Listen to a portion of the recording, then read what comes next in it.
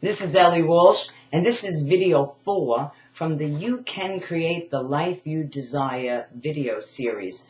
This video is questions and answers.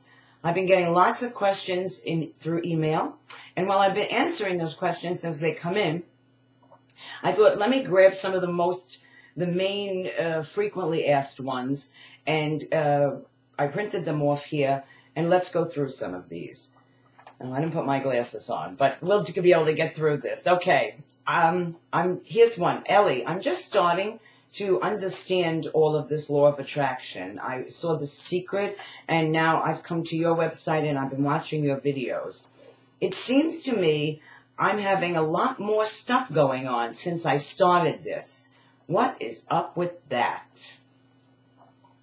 That is not an unusual thing to find going on, because here's what's happening. As we're now checking in with ourselves and we're making adjustments, as we're paying attention to how we feel, as we're paying attention to that inner guidance and that inner voice, and we're not paying as much attention to those old stories and that background music, we are shifting. Shifting is the best way to call it, because we're not relying, we're not in essence, that hypnotic state, that how we just kind of habitually went through life. So we are being more aware, and we are kind of upsetting the apple cart at first. Don't get scared. Because what this really means, when you see that, what's happening is I don't think there's more stuff going on in your life. I think you're more aware of the stuff going on in your life. And also the fact that we might be putting a little more attention on that frustrating or antsy or cuckoo stuff going on. So just continue to do what you're doing. Just continue to work the timer process. Just continue to pay attention to how you're feeling, and continue to be that deliberate creator in your life, because this is all going to smooth over. And in essence, that antsy, what's going on stuff is a positive sign, because it is showing you that that shift is happening, and so your awareness level is raising. Here's another question. Ellie, I'm doing this, I'm doing all that you're talking about, and I'm doing good for 2 days. Then I fall back into my old habits. Help. Okay, that's not unusual either. Here it is. We are, however old you are, we're for however many years running on these old stories and running in these old habits. So changing a habit, you don't really get rid of a habit. You just adapt new habits. If you're saying, I got to get rid of this, I can't do this anymore, you're pushing against, and you know what you resist will persist. Now, why is that? Let's grab that right there. What you resist will persist. Why is that?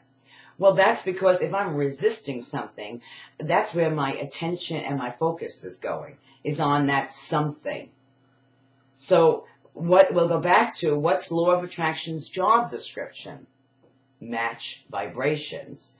And so if I'm resisting something, the vibration I'm sending out is, number one, resistance. And if it's on this particular habit that I have, or this thought process that I have, or on anything that's going on, that thing that I don't like is in my focus.